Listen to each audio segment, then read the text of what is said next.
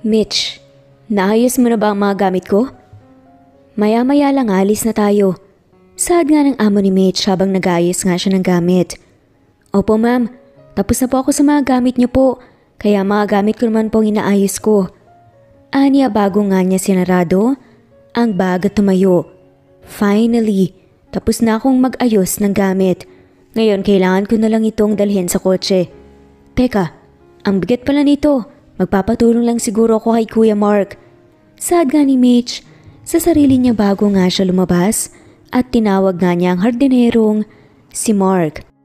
Kuya Mark, pwede pong magpatulong? Medyo mabigat po eh. Pakiusap nga ni Mitch at kaagad naman siyang tinulungan. This is the first time na dadalhin kita sa hacienda namin, di ba Iha? Tanong nga ng amo ni Mitch ng babae na si Doña Celia. Opo ma'am. Last December nyo lang po ako naging maid at tuwing summer po kayo umuwi sa hacienda. Saad naman ni Mitch. Medyo kinakabahan nga siya at masaya. Ngayong taon ay si Mitch lang ang kasama nga nilang magbabakasyon sa hacienda. Sa tingin mo Han, okay lang kaya kay Calvin na magdala tayo ng bagong maid doon? Alam mo naman yung anak natin na yun, may pagkamasungit. Tanong nga ni Celia sa asawa nga niyang si William.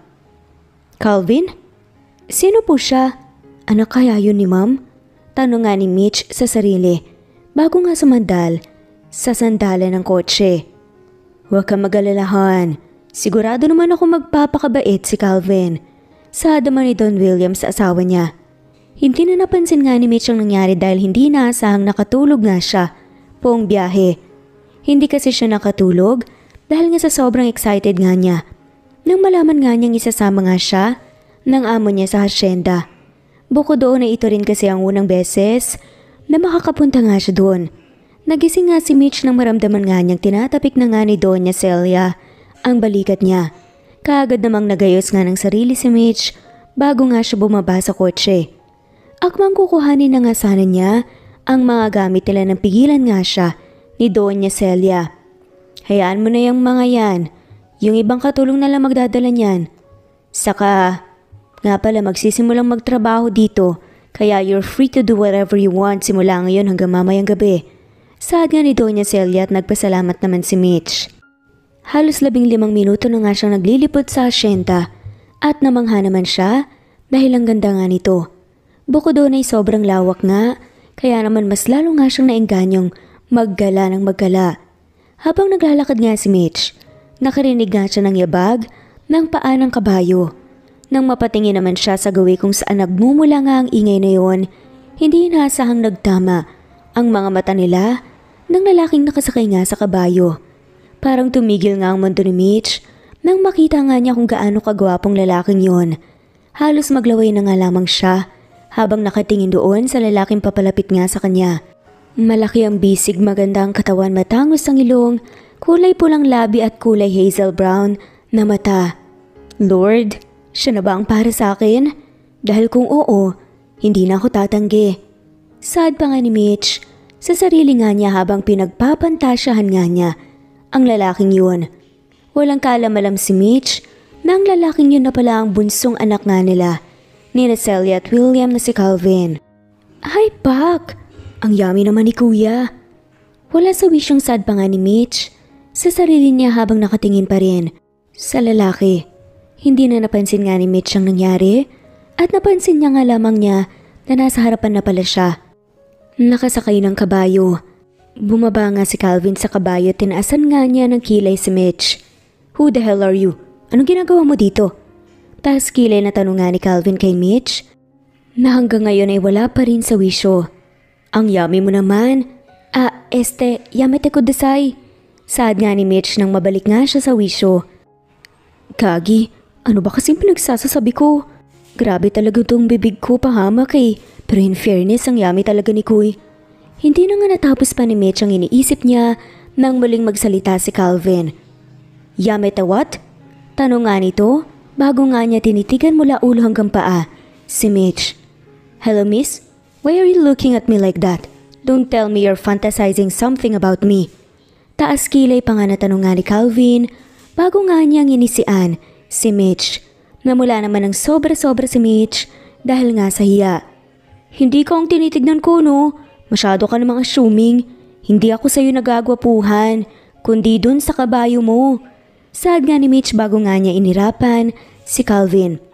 Well, you're right about that.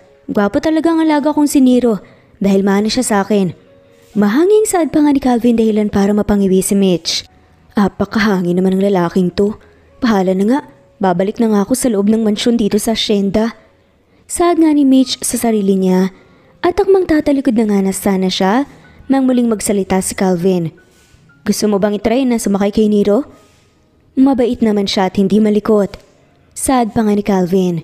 Hindi na nga nag-isip pa si Mitch at kaagad na nga lamang siyang pumayag at sumakay na nga sila sa kabayong si Nero. Parehas nga silang nakaupo ni Mitch kay Nero. Nasa likuran nga ni Mitch si Calvin at hawak-hawak nga nito ang tali. Kung saan-saan nga sila pumupunta at naglibot. Habang nag-uusap nga sila ay para bang matagal na nga silang magkakilala. Patuloy sila sa paglilibot hanggang sa nakarating na nga sila sa may kakahuyan at napagpasyahan nga nilang magpahinga muna sandali. Excited pa lang sumakay sa kabayo, no? Ngayon ko lang naranasan sumakay ng ganito. Saad nga ni Mitch. Bago nga siya naupo sa may isang kahoy. You're right about that. Riding a horse is one of my hobbies. Nakangiting aniya habang pinagmamastan niya si Mitch. Naupo nga siya sa tabi ng dalaga at nagkwentuhan nga sila tungkol sa mga kabayo. Ikinuwento nga ni Calvin kung gaano kadami ang mga kabayo nga niya. Habang nagkukwentuhan nga sila, bigla na nga lamang silang nakaramdam ng malamig na simoy ng hangin. Sa isang iglap ay bigla na nga lamang bumuhos ang ulan, kaya naman sumilo nga sila sa may puno. Ngunit hindi sapat ang puno na yon para hindi sila mabasa. Mas lalong lumalakas nga ang pagbagsak ng ulan at ang hangin. Hanggang sa hindi inaasahang kumidlat dahilan para mapayakap nga si Mitch kay Calvin. Nabigla naman sila nang tumakbo nga ang kabayo na si Nero at naiwan nga silang dalawa doon. Nero, come back here! Sigaw pa nga ni Calvin sa alaga niya pero patuloy pa nga rin ito sa pagtakbo dahilan para mapabuntong hininga na nga lamang si Calvin. Ang lakas ng kidlat at iniwan kami nung kabayo. Paano na lang kami makakauwi nito? Hindi ko pa naman matandaan kung saan kami dumaan kanina. Saad nga ni Mitch sa sarili niya habang nangangatog nga sa lamig. He must have panicked because of the thunder. Sigurado ako makakabalik siya sa asyenda nang mag-isa ngayon. Pero tayong dalawa malamang hindi. Saad nga ni Calvin dahilan para hindi makapaniwalang mapatingin sa kanya si Mitch. Ha? Bakit hindi? Malayo bang lugar na to sa asyenda? Tanong nga ni Mitch. At tango na nga lamang na isagot nga sa kanya ni Calvin. Habang iniikot nga ni Calvin ang paningin niya, ay nahagip ng mata niya ang isang kubo na hindi kalayuan sa lugar kung saan nga sila. Ayun, may kubo. Tara dun. Dun tayo magpahinga. Saad nga, nang babae at kaagad namang sumunod si Calvin hanggang sa nakarating na nga sila sa may kubo. Basang-basa nga ang buong katawan nilang dalawa nang makarating doon. Ang lamig! Nilalamig nga na saad nga ni Mitch bago siya pumuesto nga sa may gilid. Kailangan lang nating maghintay hanggang sa tumilang ulan. Tapos pwede na tayong bumalik sa asyenda mamaya. Saad naman ni Calvin bago nga niya hinagod ang sarili nga niyang buhok. Bigla namang namula si Mitch dahil nga sa kagwapuhan ni Calvin. Halos 2 oras na ang nakalipas. Hindi pa nga rin natatapos ang ulan. Imbes na tumila mas lalo pa nga itong lumakas, pati na nga rin ang hangin, dahilan para mas lalong lamigin si Mitch. Napayakap na nga lamang siya sa sarili niya dahil nga sa sobrang lamig. Sa kabilang banda naman, pinipigilan nga ni Calvin ang sarili niya. Para kasi nga siyang inaakit ng isang diwata at pinipigilan nga niya ang sarili niyang pumigay. Hindi niya rin mapigilan ang mga mata niya na mapatingin nga sa magandang katawan ni Mitch. Napakaganda. Puti ang suot nga na dress ni Mitch kaya naman kitang-kita nga nito kung gaano kalaking hinaharap dahil para may magising nga sa parte ng katawan niya. Pilit nga niyang sinasabihan ng sarili na wala lang ito pero hindi nga niya talaga mapigilan ang sarili niya. Kagad nga siyang tumayo at naghubad nga ng basang damit bago lumapit kay Mitch. Bakit siya naguhubad? Hindi kaya may balak siyang gawin sa akin? Pero bakit sa lugar na to? Baka mamaya may makakita sa amin. Kinakabahang saad pa nga ni Mitch sa sarili niya. Kagad naman siyang nilapitan ni Calvin at niyakap. Hubarin mo ang dress mo at itira mo ang panloob mo. Sobrang lamig na ngayon at ito na lang naisip kong paraan para hindi tayo lamigin. Body heat. Pagpapaliwanag nga ni Calvin. Nagdadalawang isip na nga lamang si Mitch nung una kung susundin ba niya ang utos ni Calvin dahil parang ang awkward naman kung maghuhubad nga siya sa harapan nito.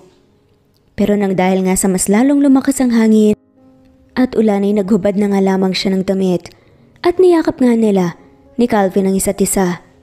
Doon nagsimulang maginit ang katawan nilang dalawa. Halos 10 minuto nga silang magkayakap ni Calvin bago mumitaw nga. Sayakapan nilang dalawa si Calvin at mariin nga niyang tinitigan si Mitch. Nagtitigan nga sila nang ilang segundo bago naramdaman nga ni Mitch ang mabilis sa pagtibok ng puso niya. Hindi na nga lamang niya namalayan ang nangyari at naglapit nga ang mukha nila. Parehas at hinalikan nga ni Calvin si Mitch. Dahan-dahan ang paghalik nga ni Calvin kay Mitch hanggang sa naging mabilis na nga ito na para bang uhaw na uhaw nga siya sa halik ng dalaga. Doon na nga nagsimulang mainit na pagsasalong ginawa nga ni Calvin at Mitch.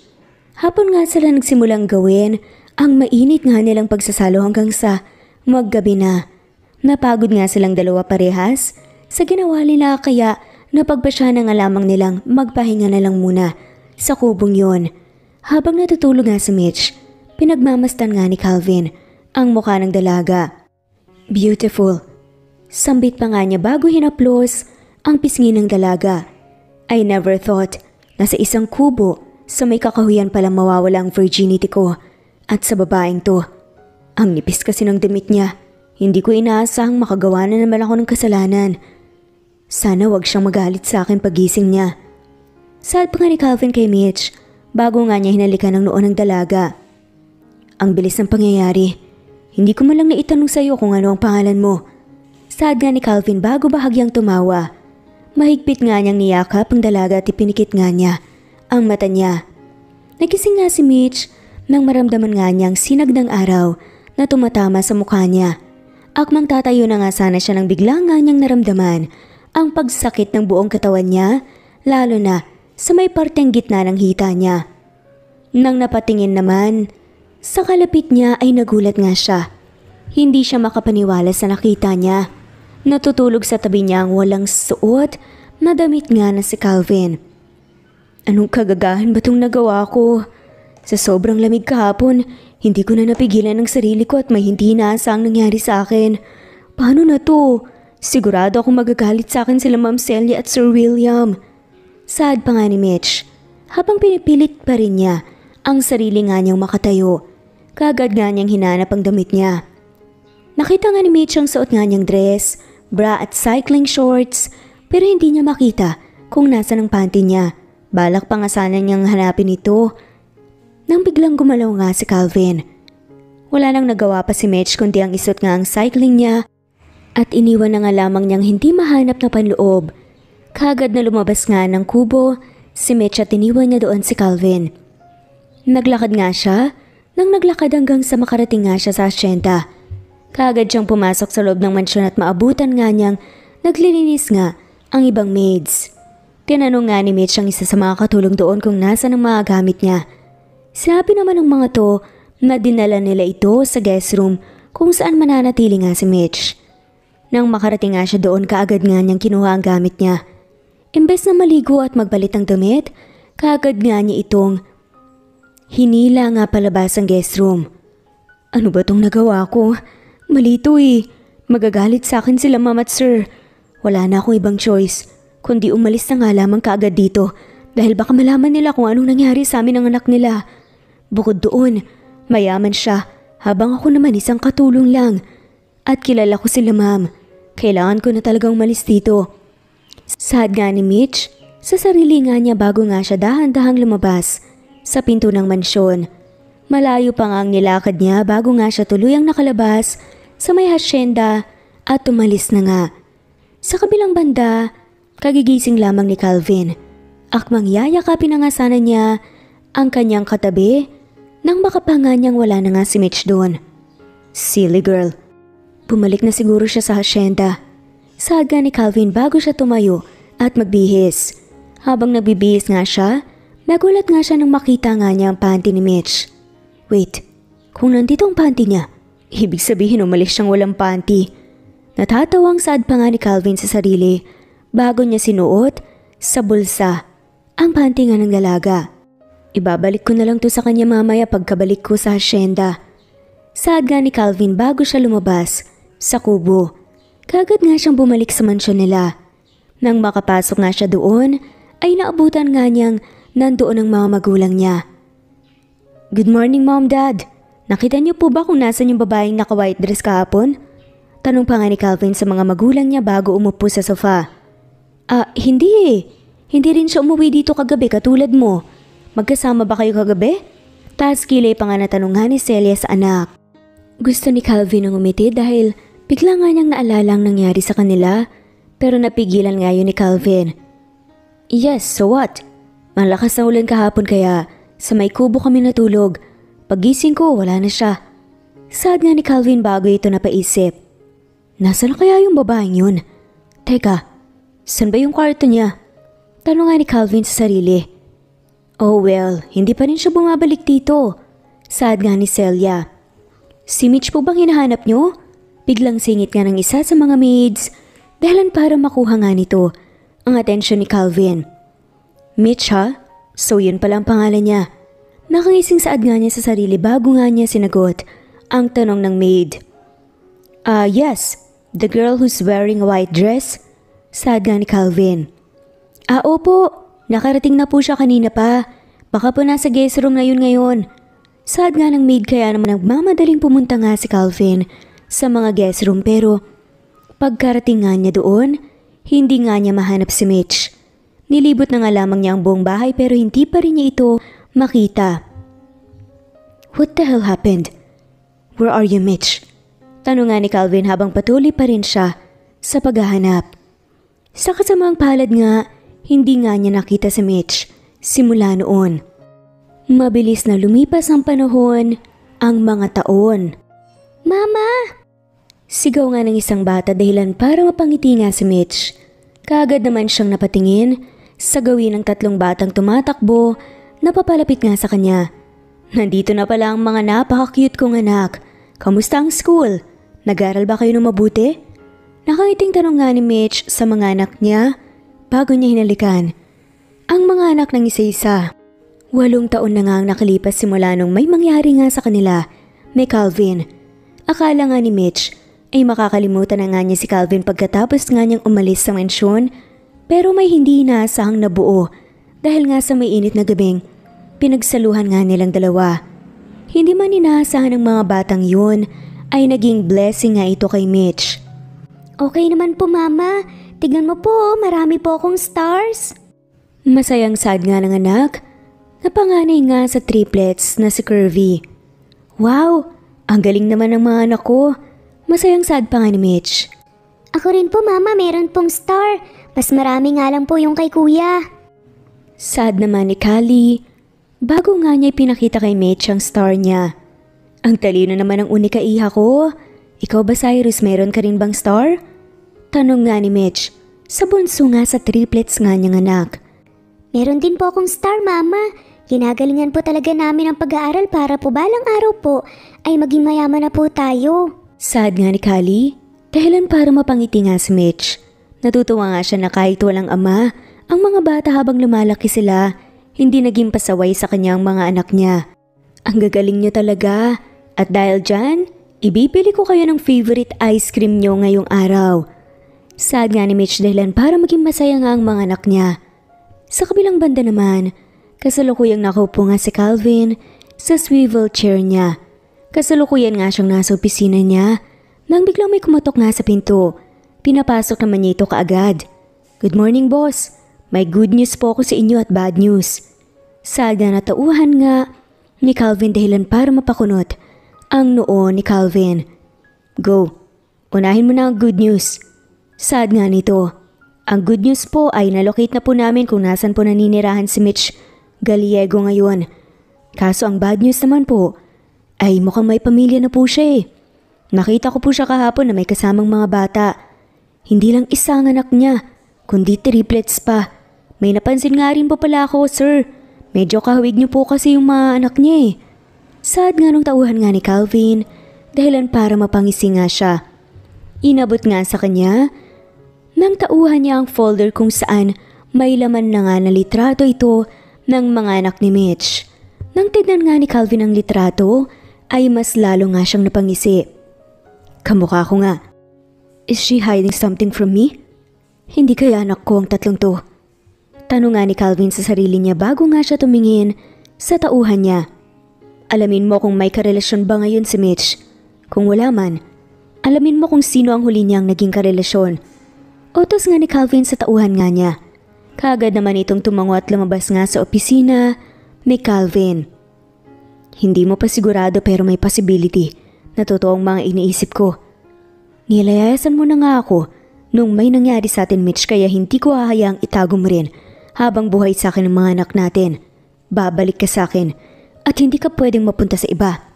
Nakangising saad pa nga ni Calvin habang pinagmamasdan niya ang mukha ni Mitch sa litrato na kuha nga ng tauhan ni Calvin. At once na makuha ulit kita, hindi na kita hahayaang makatakas pa. Simula nung gabing may nangyari sa atin, pagmamay-ari na kita. Nakangising sabi pa nga niya bago nga siya sumandal sa may swivel chair niya. Habang naglalakad nga si Kali nga sa school bumili nga siya ng ice cream at kinakain niya ito habang naglalakad. Habang patuloy nga siya sa paglalakad, hindi inaasahang natamaan nga siya ng bola sa likod dahilan para mabitawan nga niya ang ice cream. Bigla namang namuo ang luha sa mga mata ni Kali at nagsimula na nga itong umiyak. Yung ice cream ko po! Lumuluhang saad nga ni Kali habang nakatingin nga sa ice cream niya na natapon. Pinagtawanan lang si Kali ng mga batang nakatama ng bola sa kanya habang umiyak. Habang umiyak nga si Kali ay may isang lalaking lumapit sa kanya at lumuhod para pantayan siya. Shh, huwag ka nang umiyak baby. Pagpapatahan nga niya kay Kali bago nga niya pinunasan ang luha ng bata. At sa isip-isip nga ng lalaking tumulong sa bata, no boyfriend since birth ang mama nila. Ang ibig sabihin lang nun, ako ang ama nila. Kung pagmamasdan ng mukha ng batang to, ay parang siya ang babaeng version ko. Nakangising saad nga ni Calvin habang pinapatahan nga niyang anak. Huwag ka mag-alala Kali, ibibili na lang kita ng maraming ice cream. Pagpapatahan pa nga ni Calvin kay Kali. Kaagad namang tumahan si Kali dahilan para mapangiti siya. Paano mo po nalaman ng name ko? Manghang tanong pa nga ni Kali sa ama niya. Nabasa ko dito sa ID mo. Pagsisinungaling nga ni Calvin dahil ang totoo kilala na nga niya talaga si Kali. Nagtanong si Calvin ng mga simpleng tanong kay Kali at sinagot naman ito ng anak niya. Nang matapos nga silang mag-usap ay dinala nga ni Calvin si Kali sa isang grocery store para bumili ng ice cream. Wow, ang dami naman po nito sir, thank you po. Pagpapasalamat nga ni Kali sa ama niya, lumabot nga ng sobrang puso ni Calvin nang magpasalamat nga sa kanyang anak niya. What is this warm feeling in my heart? Ito ba yung tinatawag nilang lukso ng dugo? Tanong pa nga ni Calvin sa sarili niya bago nga niya pinisil ang pisngi ni Kali. You're welcome Kali. Sige na, umuwi ka na. At bigyan mo rin ang dalawang mong pangkapatid. Magpakabusog kayo. Nakangiting sad nga ni Calvin bago nagpaalam nga sa kanya si Kali at tumakbo na nga ito pauwi sa bahay nila. Kaagad namang naglakad nga si Calvin papunta sa kotse niya at pumasok nga sa loob. So, masaya ka bang nakausap mo ang anak mo? Tanong nga ng kaibigan niya na si Levi nang makapasok nga si Calvin sa loob ng kotse. Of course, naramdaman ko sa batang yon ang luksong dugo na sinasabi mo. She's definitely my kid, pati na rin ang mga kakambal niya. Nakangiting sad nga ni Calvin. Sobrang saya nga niya ngayon dahil nakilala na nga niya ang anak niya. Parang ang chip ko naman na tatay, no? Tanong pa nga ni Calvin dahilan para magtaka si Levi. What? Bakit naman? Tanong nga ni Levi habang nakatingin nga siya sa kaibigan niya. Ice cream lang kasi ang binili ko sa kanya. Mas okay siguro kung yung buong tindahan. Para may isang buwan na silang stock ng pagkain. Saad pa nga ni Calvin dahilan para matawa si Levi. Masyado ka namang overreacting kung ganoon. Dapat, laylo ka lang muna. Baka makahalata si Mitch. Mabigla mo pa yung tao. Saad nga ni Levi dahilan para mapaisip nga si Calvin. So, anong susunod mong gagawin? Kukumprontahin mo na ba si Mitch about doon sa mga bata? Tanong nga ni Levi bago nga siya uminom ng tubig. Hindi muna. Kikilalanin ko muna yung dalawa pa naming anak at kukuhanin ko ang loob ng mga anak namin. Kapag nakuha ko ng loob nila, saka kumling nga ang kinin ang kanilang ina. Nakaising saad nga ni Calvin bago niya inutusan nga ang driver na nagmaneho. Sisimulan ko na ang plano ko na maibalik ka, Mitch. Hintayin mo lang at mabubuo na ang pamilya natin. Sabi pa nga ni Calvin sa sarili nga niya bago nga sila umalis sa lugar na yon. Nang makauwi naman si Callie, sa bahay nga nila'y sinalubong nga siya ni Mitch. Sabay halik sa magkabilang pisngi. Nandito na pala ang baby number 2 ko. Namiss ka ni Mama. Paglalambing nga ni Mitch sa mga anak niya katulad nga ng palagi nga niyang ginagawa. Hello po Mama, namiss po kita. Saad pa nga ni Callie bago nga niya inabot sa ina ang supot kung saan nakalagay ang ice cream. Ang dami naman nito anak. Saan to nang galing? Don't tell me. Hindi na natapos pa ni Mitch ang sasabihin niya. Nangunahan nga siya ng anak niya. No po Mama, hindi ko po yan ini-steal. Masama pong magnakaw po, diba? Bigay po yan sa akin ni Sir Pogi. Saad nga ni Callie. Dahilan para magtaka si Mitch. Sir Pogi? Sino naman kaya yun? Itong anak ko kasi, kung sino-sinong kinakausap masyadong friendly kuno. Natatawang saad nga ni Mitch sa sarili niya. Sino ba yung Sir Pogi na yan ha? Diba pinaalalahanan na kita? Huwag ka makikipag-usap o kukuha ng kahit na anong pagkain sa hindi mo kakilala. Saad nga ni Mitch sa anak niya. Pero mabait naman po at gwapo po si Sir Pogi. Natatawa nga po ako dahil kamukha po ni Kirby tsaka Cyrus. Para po siyang older version nila kuya.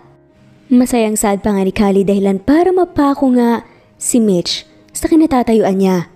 Kamukha nila Kirby at Cyrus? Hindi kaya nakita niya yung tatay niya? Kinakabang saad nga ni Mitch sa sarili. Nagkakutob nga siya. Napansin ni Callie na mukhang nababalisa nga si Mitch. Kaya tinanong nga niya ang mama niya kung okay lang ba ito. Okay lang ako anak. Saad nga ni Mitch bago nga pilit nang umiti at tumalikod. Pero imposible naman yun, diba? Malay mo may iba pang kamukha sila Kirby at Cyrus. Saka imposible talaga yun.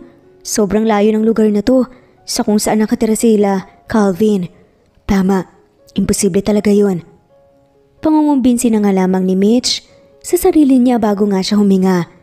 Napatigil naman si Mitch nang dumating ang dalawa pa nga niyang anak mula sa eskwelahan. Mama, nakauwi na po kami. Masayang saad nga ni Kirby kaya naman hinalikan na nga sila ni Mitch at ni Yakap. Ano yan, Ate Callie? Tanong nga ni Cyrus sa kapatid niya. Ice cream to, Cyrus. May isang poging lalaki na nagbigay sa akin ito. Tara, kainin na natin. Saad pa ni Callie pero pinigilan nga siya ni Mitch. Nangabutan na nga sana niya ng ice cream si Cyrus. Oops mga anak, tandaan niyo pa ba ang rules ni Mama? Bawal muna kumain ng ice cream hanggat hindi pa kumakain ng lunch, dinner at breakfast, diba? Tumango na nga lamang ang mga anak niya bilang pagresponde bago nga inabot ni Callie sa mama niya ang ice cream. Pwede niyo na tong kainin once matapos kayong kumain ng dinner mamaya. Sa ngayon magpahinga na muna kayo at malapit nang matapos ang luto ni Mama. Nakangiting sad na nga lamang ni Mitch at mabait naman na sumunod kaagad ang kanyang mga anak. Malapit nang dumilim ay nasa parke pa nga si Cyrus. Nasa trabaho pa rin ang ina niya at ang mga kapatid niya naman ay nasa bahay. Gusto niyang hintayin nga si Mitch na dumadaan nga sa parke at sabay nga silang umuwi. Ngunit hindi naasahang napatagal nga ang pagtatrabaho ni Mitch. Habang nakaupo nga si Cyrus sa may bench, ay nalipitan nga siya ng isang lalaki na naka-face mask. Anong ginagawa mo dito, Cyrus? Malapit ng magabi ah. Saad nga ng lalaki bago nga siya umupo sa bench.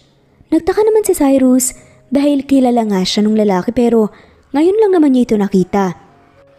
Inihintay ko po kasi si Mami. Sagot nga ni Cyrus. Napatingin naman siya doon sa lalaki nang abutan nga siya ng burger nito. Baka nagugutom ka na. Mainit-init pa to. Kainin mo na. Pag-aalok nga ng lalaki, bago nga siya nagtanggal ng face mask. Mukhang mabait naman yung lalaki kaya tinanggap na nga lamang ito ni Cyrus. Wow, ang pogi niya naman po sir. Manghangsad pa nga ni Cyrus kay Calvin dahilan para mapangiti nga ito. Oo, parehas tayo. Matanong ko lang, may papa ka ba? Tanong nga ni Calvin kay Cyrus. Wala po eh, simula po nang ipinanganak po kami. Wala pong ipinakilala sa amin. Si mama na papa. Sagot nga ni Cyrus sa tanong nga ng ama niya. Ganun ba? May maniligaw ba ang mama mo? Mayroon bang tao na may gusto sa kanya ngayon?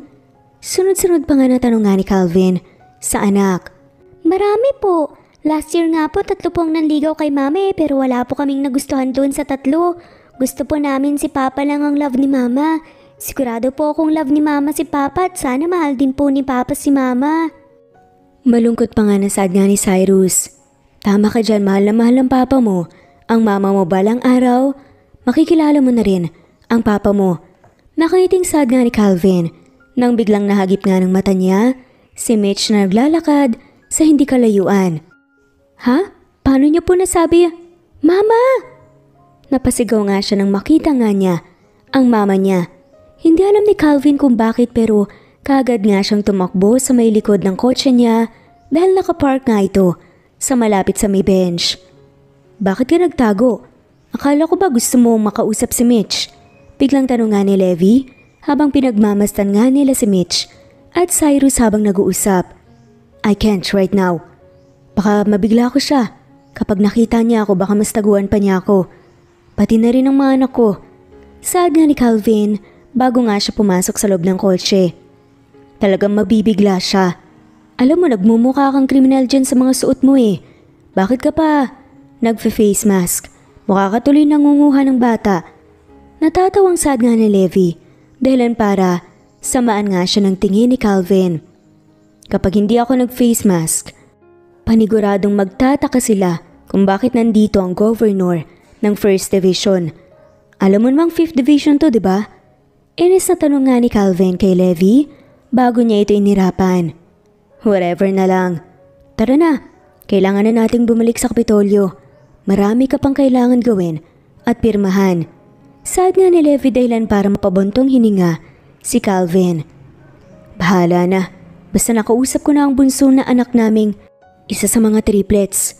Ang hindi ko pa nga nakakausap ay ang panganay dun sa triplets eh. Sad nga ni Calvin bago nga siya naghubad ng jacket. Si Curvy Miles yun, diba? Tanong nga ni Levi bago nagsimulang mandar ang kotse. Oo, at kailangan kong makilala ang anak kong yun para magawa ko ng susunod kong plano. Kailangan kong malaman ang pag-uugali nila lahat. Nakaising saad nga ni Calvin. Wow, may plano. Ready ah. Natatawang saad pa nga at pangasar nga ng kaibigan nga ni Calvin. Just shut up. Magpapahinga muna ako.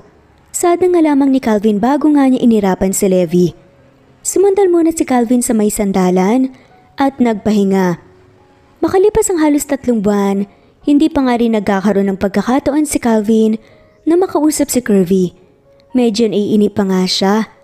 Kaya naman napagpasya na nga lamang niyang simulan na ang plano niya. What? Bumili ka ng bahay malapit sa bahay nila Mitch? Gulat na tanong na nga lamang ni Levi habang nasa biyahe nga silang dalawa ni Calvin. Kasalukuyan nga silang nasa biyahe ngayon papunta sa bahay na binili nga ni Calvin.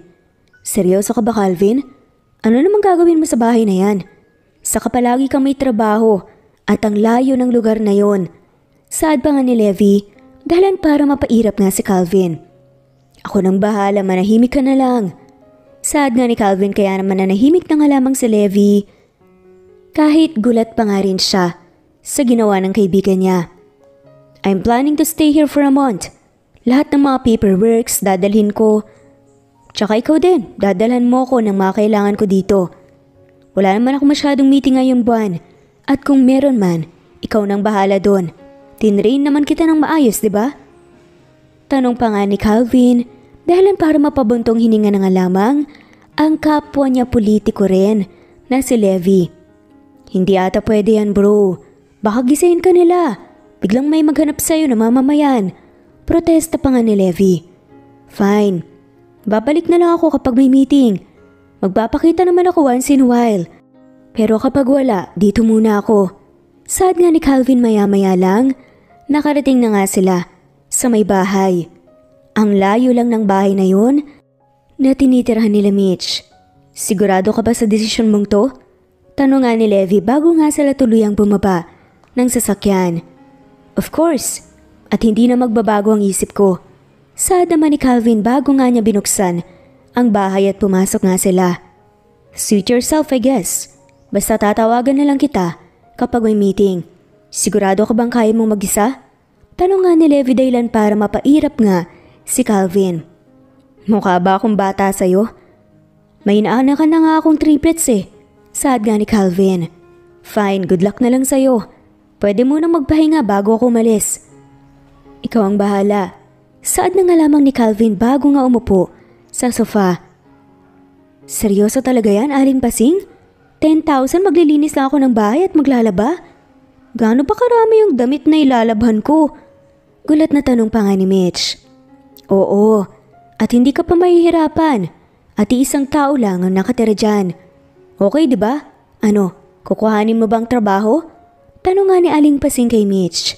Kaagad naman na pumayag nga si Mitch dahilan para mapangiti nga si Aling Pasing. Sige, ganito yon. Ang unang araw mo ay bukas na. Palaging busy yung may-ari ng bahay na yan. Kaya simulan mo na kagad ang maglaba dahil nakahanda na yung mga sabon at damit. Pagkatapos mong maglaba ay linisin mo yung bahay tapos pwede ka nang umuwi. Pagbibigay nga ni Aling Pasing ng instructions kay Mitch. Kinaumagahan ay 6:00 pa nga lamang pumunta na nga si Mitch sa bahay nga na yun. Bukas na nga ang bahay at nagtungo nga si Mitch kung saan nga siya maglalaba. Nang mapatingin nga siya doon, sa may lalagyan nga ng maduduming damit ay hindi pa nangangalahati ang laman noon. Ha? Ito lang ang lalaban ko? Tapos 10,000? Tanong nga ni Mitch sa sarili. Kagad na nga lamang niya itong kinuha at nagsimula na nga lamang siyang maglaba. Nang matapos na nga siyang maglaba, isinampay na nga niyang mga damit nagtungo na nga siya sa may loob ng bahay at naglinis. Habang naglilinis si Mitch ay bigla na nga lamang siyang nakakita ng note sa may lamesa. Do you know how to cook? If yes, can you cook food for me after you clean the house? Nasa refrigerator lang ang ingredients at cabinets. Yan ang nakalagay nga sa note na nakuha nga ni Mitch. Pagkain lang naman pala eh. Siyempre kayang-kaya ko to, no? Sige sir, ipagluluto kita ng adobo. Saad pa nga ni Mitch bago nga siya nagsimulang maglinis muli. Makalipas ang ilang oras, habang nagluluto nga si Mitch, ay biglang bumukas ang pinto. Iniluwano ng isang lalaking kakagising nga lamang at magulo pa nga ang buhok. Good morning po sir, malapit na pong maluto ang pagkain nyo. Bati pa nga ni Mitch. Sa lalaki tinaantok pa nga si Calvin pero nagising nga ang diwa niya nang marinig niya ang boses ni Mitch. Umupo naman kagad siya sa may puan sa lamesa at hinintay nga niyang matapos nga si Mitch sa pagluluto. Favorite dish po yan ng mga anak ko, sir. Sana magustuhan niyo po. Saad pa nga ni Mitch bago nga niya kinuha ng pinggan, kutsara at tinidor si Calvin. Mas gusto kita. Bulong pa nga ni Calvin at hindi naman narinig ni Mitch ang sinabi nito. Tikman niyo po, sir. Sana magustuhan niyo. Saad pa nga ni Mitch at tinikman na nga kaagad ni Calvin. Habang kumakain si Calvin, pinagmamasdan nga ni Mitch ang mukha niya. Teka, parang pamilyar ang mukha niya, sir. Nagkakilala na po ba tayo dati? Tanong nga ni Mitch dahilan para mapangisi nga si Calvin. Noong araw na may nangyari sa kanilang dalawa noon, mahaba pa ang buhok ni Calvin. Ngayon, ay maikli na nga ang buhok niya at mas iba na nga ang itsura kaya hindi na nga siya masyadong namumukaan ni Mitch. Akmang sasagutin na nga sana yun ni Calvin nang biglang bumukas ang pinto ng bahay at iniluha nga noon ng triplets. Mama, nandito ka po pala? Saad nga ng triplets bago nga sila lumapit sa ina. Bakit kayo nandito mga anak? May trabaho pa si mama at mamaya pa ang uwi ko. Saad nga ni Mitch sa mga anak niya nang magsalita si Calvin. Let them be. Gutom na ba kayo? Tanong nga niya doon sa mga bata. Nang mapatingin naman si Callie at Cyrus kay Calvin ay tagulat nga sila at napasigaw. Sir Pogi! Sabay na saad pa nga ni Cyrus at Callie habang nagtataka naman si Curvy. O Callie, Cyrus! Pagpapanggap nga ni Calvin na nabigla siya nang nakita nga niyang dalawa. Dito po pala kayo nakatira? What a coincidence! Saad pa nga ni Cyrus bago nga siya lumapit kay Calvin. Oo nga po, Sir Pogi. Siya nga po pala ang mama po namin, Sir Pogi. Si Mama Mitch. Pagpapakilala pa nga ni Callie sa ina nila kay Calvin. Kilala ko na siya. Bago pa man niya kayo isinilang, kilala ko ng mama niyo. Saad nga ni Calvin ipinagtaka nga ni Mitch. That's when realization hit her hard. Nang mapatingin nga siya kay Calvin bumalik yung mga nangyari sa kanila dati. Hindi ito maaari. Bakit siya nandito? Paano niya nalaman ang tungkol sa mga bata? Hindi makapaniwalang saad nga ni Mitch sa sarili niya habang dahan-dahan na naglalakad nga papalapit sa kanya si Calvin. Tapos ka na bang itago sa akin ang lahat, Mitch? Ang tagal rin, no? 8 years. Almost 9 years mo silang itinago sa akin. Saad pa nga ni Calvin habang si Mitch naman, hindi alam kung anong gagawin niya. Paano mo nalaman? Paano mo ako nahanap? Sunod-sunod pa nga na tanong nga ni Mitch. I've been looking for you since nung iniwan mo ko. Hindi agad kita nahanap dahil naging busy ako dahil sa eleksyon. Pero itinuloy ko ang paghahanap ko sa iyo dahil hindi ka mawala sa isipan ko. Ayoko man paniwalaan ang nararamdaman ko pero nahulog na ako sa iyo simula nung nagtama ang mata nating dalawa. Pagkukwento pa nga ni Calvin bago nga niya hinawakan si Mitch. Bakit? Bakit sa akin? Hindi inaasahan ang nangyari sa atin nung gabing yun, Calvin. Saka masyadong malayong agwat ng buhay natin. Mayaman ka. Mahirap ako. Lupa ako. Langit ka.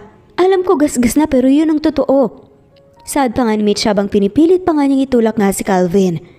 Wala akong pakialam, Mitch. Ang tagal mo rin akong iniwan at pinahirapan sa paghahanap sa'yo. Kaya kailangan mong bumawi sa akin.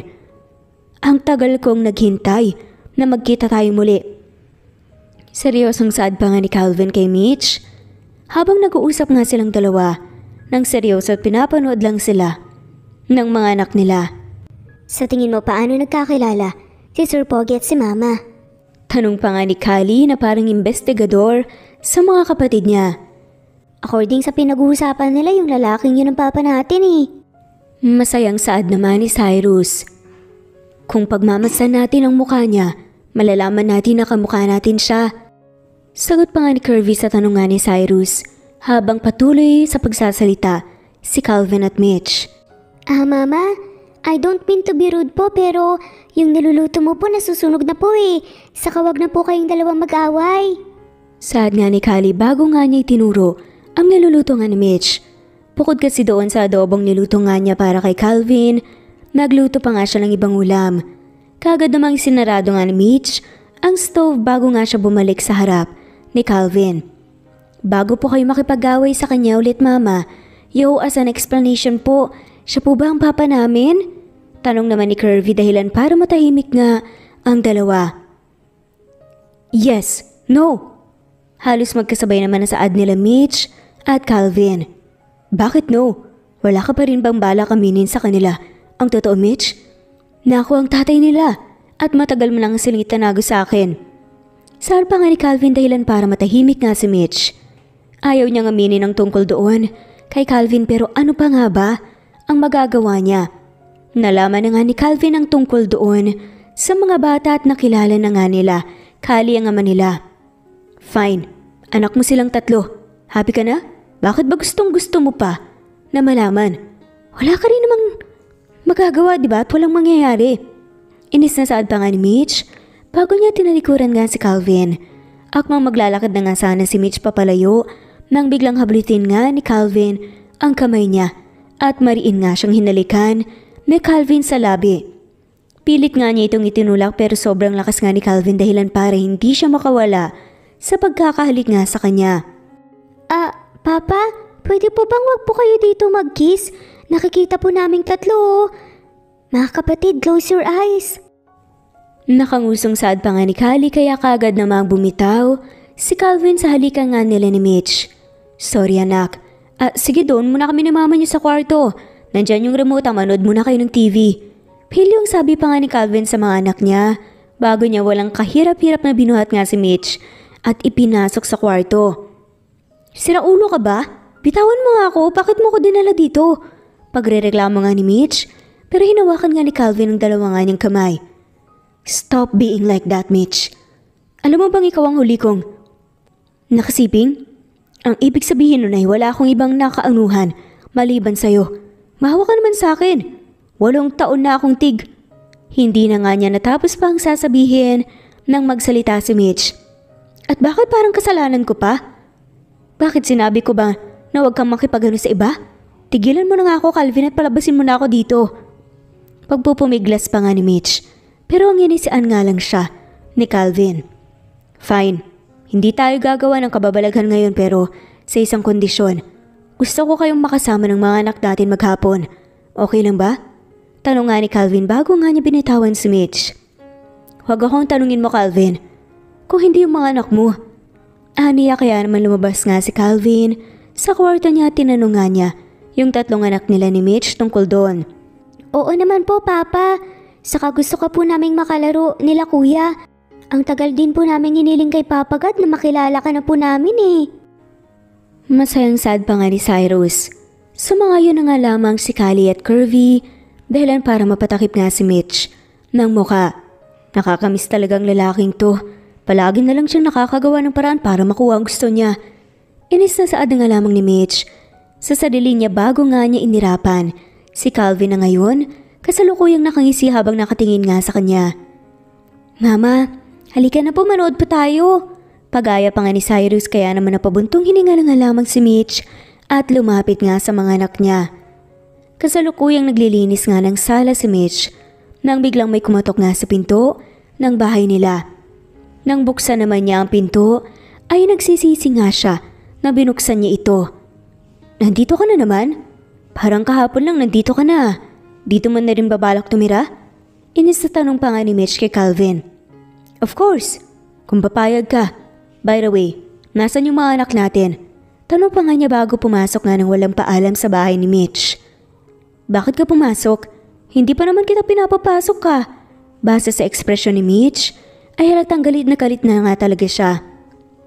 Pero dahil kasiyahan na nga ni Calvin asarin si Mitch, hindi niya ito pinansin. Nakapasok na ako, wala ka nang magagawa pa. Tara, kumain muna tayo. Bumili ako ng pagkain kanina bago ako dumiretso dito. Saad pa nga ni Calvin bago nga niya isinaradong pinto. Wala nang nagawa pa si Mitch dahil nakapasok na nga si Calvin at hinayaan na nga lamang niya. Nang makarating nga sila sa may kusina na patigil nga si Calvin. Ang una kasing nahagip nga ng mata niya ay ang bouquet ng flowers at heart chocolate box. Bigla na nga lamang nakaramdam ng inis at selos si Calvin bago nga niya tinignan si Mitch. Saan galing yun? Tanong nga ni Calvin habang nakaturo nga siya doon sa bouquet ng sunflower.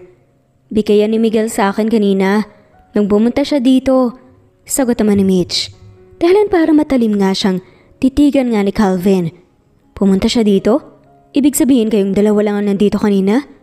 Taas kilay na tanong nga ni Calvin at sumagot naman si Mitch. Oo, ang dami naming ginawa na exciting kanina eh. Actually nung dumating ka kakailis niya lang noon. Saad nga ni Mitch habang si Calvin ay kinakain na nga ng selos. Well, totoo naman talagang marami kaming ginawang exciting. Naglaro kasi kami kanina ng chess.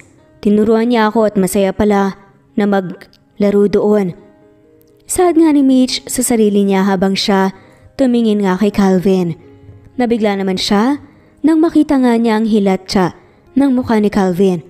Don't you dare talk to that guy again, Mitch. I'm warning you.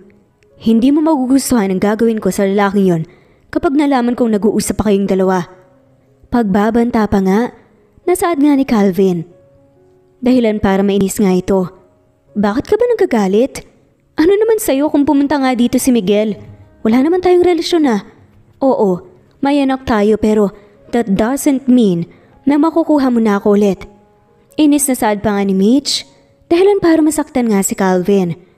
Napatigil naman si Mitch nang makita nga niyang sakit na nararamdaman nga ni Calvin nang dahil nga sa sinabi niya. I can't believe you, Mitch.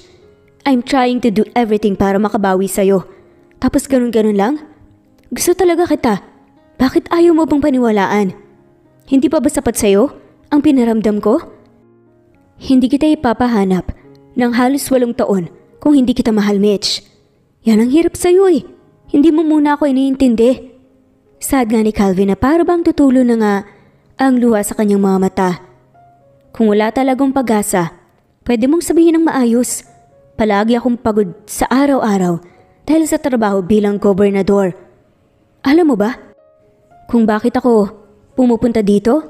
Dahil yun, sa kapag nakikita ko kayo ng mga anak natin, nagiging masigla ako muli. Natatanggal ang pagod ko dahil sa inyo. Iniisip ko kayo at ginagawang motivation para kahit sobrang hirap ng trabaho ko, magiging masaya pa rin ako. Dagdag pa nga ni Calvin bago tuluyang tumulo ang luha mula sa kanyang mga mata.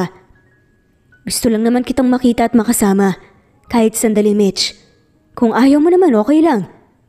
Akala ko pa naman nakikita mo ang efforts ko. Malungkot na sabi pa nga ni Gov bago nga niya ibinaba sa may lamesa ang pagkain. Nadala nga niya. Nawalan na ako ng gana. Itabi mo na lang yan at ipakain mo kay Kali. Aalis na ako. Malungkot na sad nga ni Calvin bago siya nagpunas nga ng luha at umalis na nga sa bahay ni Mitch. Nang dahil nga sa sinabi niya ay nag-guilty nga si Mitch.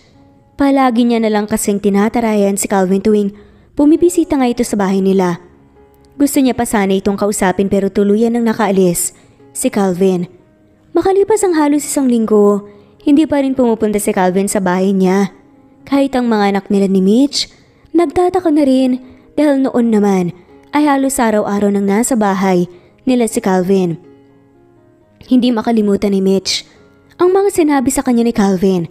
Nag-aalala na nga rin siya dahil nga sa matagal na nga ang hindi pumunta si Calvin sa bahay niya. Bukod doon ay may kakaibang nararamdaman na nga si Mitch sa puso niya na parabang nasasaktan nga siya tuwing naaalala niya ang malungkot na mukha ni Calvin. Nasa eskwelahan nga ang mga anak nila nang maisipan nga ni Mitch na ipagluto nga ng pagkain si Calvin. Balak niya rin na mag-sorry pagkaabot nga niya ng pagkain kaya naman nagsimula na nga siyang magluto. Nang matapos na nga siyang magluto kaagad nga niya itong nilagay sa lunchbox upang dalhin nga sa bahay ni Calvin. Nandito yung kotse niya. Ibig sabihin nandito siya ngayon, 'di ba?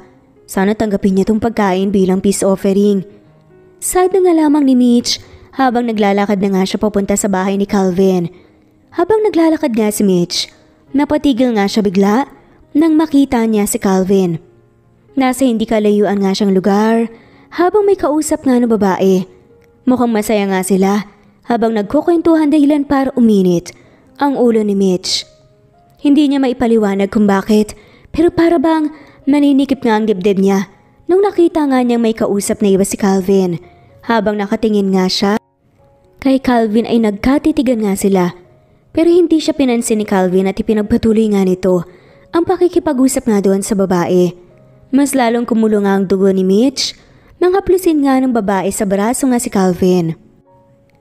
Nang matapos nang mag-usap si Calvin at yung babae, lumapit na nga si Mitch kay Calvin. Anong ginagawa mo dito?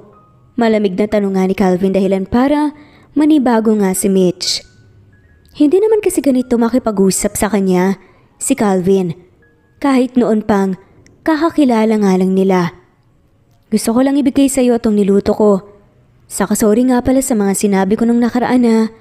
Sad na nga lamang ni Mitch habang sinusundan nga niya si Calvin dahil naglalakad na nga ito papasok sa loob ng bahay. Para saan pa? Tama naman ang sinabi mo, diba? Wala naman tayong relasyon, kaya dapat hindi na kita pinapakailaman pa. Sad na nga lamang ni Calvin bago nga siya naupo sa sofa at nagbukas ng laptop. Sorry na, hindi ko naman sinasadyang masaktan ka eh. Bakit nga pala hindi ka masyadong pumupunta sa bahay? Hinahanap ka nga pala ng triplets. Pag-iiba nga ni Mitch nang usapan bago nga siya tumabi kay Calvin at inilapag nga niya sa lamesa yung pagkain. Medyo busy ako nung nakaraan at marami akong meeting.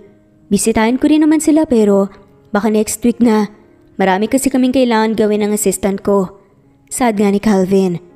Yun ba yung babaeng kausap mo kanina? Tanong naman ni Mitch dahilan para mapatingin nga sa kanya si Calvin. Pangulang ang isinagot sa kanya ni Calvin bago nga ito muling tumingin sa laptop niya. Sigurado ka assistant mo lang? Paano kung may gusto siya sa'yo? Nag-aalalang tanong pa nga ni Mitch. Kay Calvin ikinangisi tuloy ng lalaki. O ano naman kung may gusto sa akin? Ituturing at susuportahan ko pa rin naman yung mga anak natin. Kahit na maging asawa ko soon, yung assistant ko. Aniya dahilan para kumirot nga ang puso ni Mitch. Pero gusto mo ba talaga siya? Muling tanong nga ni Mitch, dahilan para mainis na nga si Calvin. Oo nga. Saka bakit nandito ka pa? Nilapag mo pa yung pagkain. Salamat na lang, pwede ka na umuwi. At marami pa akong ginagawa. Pagsusungit nga ni Calvin bago nga niya, inirapan si Mitch. Bigla namang namuo ang luha sa mga mata ni Mitch nang sabihin nga ni Calvin sa kanya yun at parang ipagtabuyan nga siya. Gusto lang naman kitang makausap ngayon eh. Tapos ganyan ka pa? Akala ko ba gusto mo ko? Bakit pa hard to get ka pa? Bakit nakipag-usap ka sa ibang babae? Ganun na ba ako kabilis palitan? Ganun ba ako kabilis kalimutan? Naluluha na nga nasaad nga ng babae nang mapatingin nga sa kanya si Calvin. Teka, bakit parang umiyak ka? Wala naman akong ginagawa sa iyo ah. Tanong pa nga nito habang patuloy sa pagiyak si Mitch. Kinakausap lang naman kita tapos ang sungit-sungit mo. Nandito ako para mag-sorry at para maging maayos ang relasyon natin. Kung ayaw mo naman, edi okay lang. Alis na lang ako. Malungkot na sad pa nga ni Mitch bago nga siya tumayo sa kinuupuan niya. Akmang maglalakad na nga siya nang pigilan siya ni Calvin at hinigit nga siya nito dahilan para mapaupo nga si Mitch sa hita ni Calvin. Sorry na. I didn't mean to be rude to you. Nasaktan lang talaga ako sa mga sinabi mo sa akin nung nakaraan. Pagpapaliwanag pa nga ni Calvin bago niya ipinulupot nga sa bewa nga ni Mitch ang braso niya at niyakap niya ito. Hindi raw pero inaaway mo na ako. Sinabi mo pa na magiging asawa mo soon yung assistant mo. Siya na ba ang gusto mo? Hindi mo na ba ako mahal? Umiiyak pa nga na tanong nga ni Mitch dahilan para mapangiti si Calvin. Someone's jealous. Sabi ko na nga ba gusto mo rin ako. Nakangising sad pa nga ni Calvin sa sarili niya bago hinawakan nga sa pisngi si Mitch.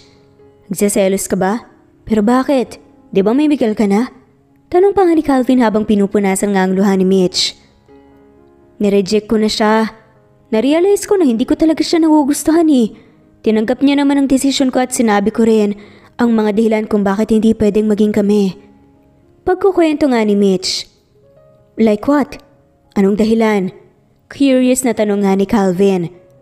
Namahal ko ang tatay ng mga anak ko. Kaya sorry na Calvin. Lumuluhang anya. Kaya naman niyakap nga siya ni Calvin habang pinapakalma. I love you too, Mitch. Pagpapakalma nga niya bago nga niya pinunasan ang luha ni Mitch. Hinalikan nga ni Calvin si Mitch sa labi bago sinabing, mahal na mahal kita, Mitch. Kaya hindi mo na kailangan pa magselos dahil sa'yo lang ako interesado.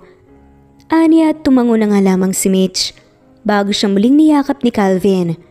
Nang makapag-usap nga silang dalawa, gumaan na nga ang loob ni Mitch. Doon niya rin napagtanto na napamahal na nga siya kay Calvin. Ayaw niya sanang paniwalaan ang nararamdaman niya. Not until nakita nga niyang may kausap na ibang babae, si Calvin. Hindi niya napigilan ang sariling magselos. Nagugutom na ako, Mitch. Okay lang ba kung kainin ko na yung dinala mong pagkain? Tanong nga ni Calvin habang nakaturo nga siya doon sa lunchbox. Sige, bubuksan ko, wait lang. Sad nga nito bago nga niya binuksan ang pagkain sinubuan nga niya si Calvin. Masarap. Gusto ko pa. Sad nga ni Calvin kaya naman habang nagtatrabaho nga siya ay pinakakain nga siya ni Mitch. Mitch. Pagtawag pa nga ni Calvin sa pangalan niya. Ano yun? Pwede bang dito kayo kumain ng dinner tsaka matulog ng mga bata? Gusto ko lang sana kayong makasama ngayong gabi. Lalo na ikaw. Pagsusumama na saad nga ni Calvin dahilan para mapatawa nga si Mitch dahil doon sa huling sinabi nga ni Calvin. Bakit ako? May binabalak ka sa akin oh. Pangasar pa nga niya kay Calvin. Talagang meron.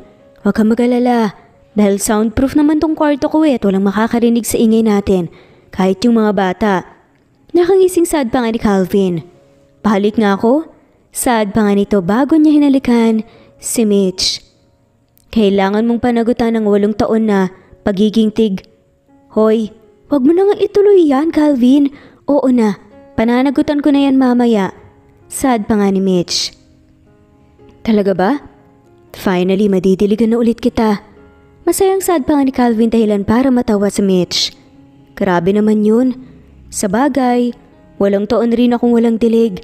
Saad pa nga ni Mitch bago niya pinisil ang tungki ng ilong ni Calvin. May lahi ka po bang halaman, Mama? Biglang tanong pa nga ni Cyrus dahilan para magulat nga si Calvin at Mitch. Hindi kasi nila napansin na nakatingin na pala sa kanilang dalawa yung 3 nga nilang anak. Wala anak, bakit mo naman naitanong yan? Tanong nga ni Mitch bago siya lumayo ng kaunti kay Calvin.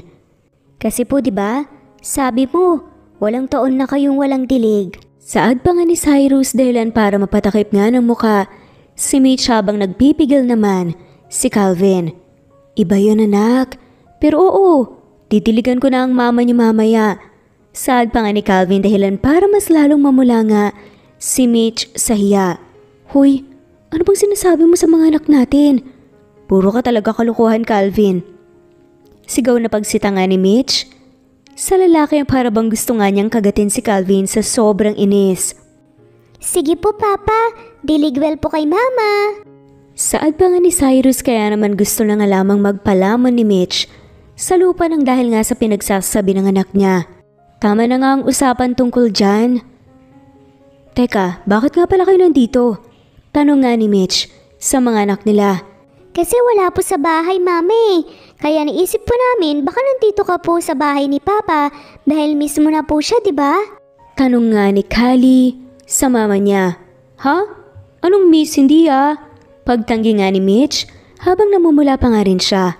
Mama, wag ka na po kasing mahiya. Aminin mo na lang po kasi kay Papa na namimiss mo siya nung hindi po siya napunta sa bahay. Panlalagblag pa nga ni Curvy sa ina niya. Ha? Di miss na miss pala ako ng mama niyo nung nakaraan. Kaya naman pala hindi siya mawala sa isipan ko dahil iniisip niya ako. Pangasar pa nga ni Calvin kay Mitch. Shut up. Pagsusuway na nga lamang ni Mitch. Ayaw mo pang aminin Sabi na mahal na mahal mo talaga ako. Pagyayabang pa nga ni Calvin, sabay hinalikan nga si Mitch. Ang dami niyong alam, bahala na nga kayo dyan. Inis na ani nga ni Mitch bago nga siya pumasok sa kwarto ni Calvin. Hayaan niyo na yung mama niyo. Mahiyain lang talaga yun. Saad nga ni Calvin bago sila sumunod. Papasok nga sa kwarto. Pagkatapos ng nangyaring aminan nga ni Mitch at Calvin ay naging maayos na nga sila. Madalas na nga sa bahay ni Calvin, natutulog sila Mitch at ang mga anak nila. Maayos na nga sanang lahat pero nagbago na nga ito nang may biglang dumating sa bahay nga ni Calvin habang wala ito. Kasalukuyang naglilinis nga si Mitch nang may tumawag nga sa labas ng bahay. Nabigla nga si Mitch nang makita nga niya kung sino ang taong yon. Ma'am Celia, mahinang saad nga ni Mitch. Pinapasok naman niya ito sa loob dahil nga gusto nga siyang kausapin ni Celia. I'm sure that you are aware that Calvin is a governor, right? Lately ay hindi siya napunta sa Kapitolyo dahil lagi siyang nandito. In short, nagiging sagabal kayo sa mga tungkulin niya. Hindi niya napapabayaan ang trabaho niya pero sigurado akong mangyayari yon kapag hindi pa kayo naghiwalay. Diretsahang sad pa nga ni Celia dahilan para mainis nga si Mitch. Sorry po ma'am, pero ano po ang gusto pong ipabatid niyo sa akin? Grabe naman po kayo kung gugustuhin niyo pong maghiwalay kami ni Calvin. Mahal ko po ang anak niyo at mahal niya rin po ako. Matagal na po na nagkahiwalay kami kaya ngayon hindi na po namin nahayaan pa na maghiwalay kami muli. Matapang na saad nga ni Mitch kahit na inis nga siya kay Celia. Naiinis siya dahil nakikialam pa rin ito sa relasyon nila ni Calvin. 20 million. Layuan mo ang anak ko. Sigurado naman akong sapat na ang 20 million para makapagsimula kayo ng bagong buhay ng mga anak mo, di ba? Tanong nga ni Celia.